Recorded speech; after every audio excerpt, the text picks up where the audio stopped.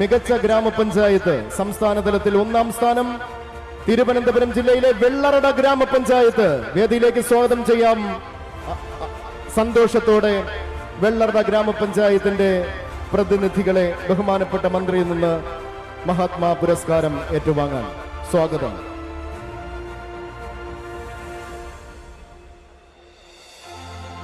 മഹാത്മാ പുരസ്കാരം സംസ്ഥാന തലത്തിൽ